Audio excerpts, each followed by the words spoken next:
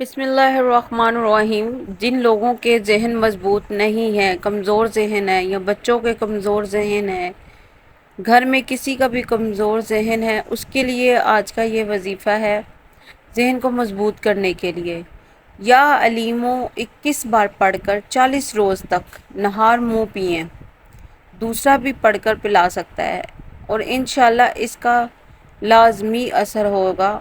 اللہ پہ یقین رکھ کے پڑھیں، انشاءاللہ ہوگا۔ نماز پڑھیں، قرآن پاک پڑھیں۔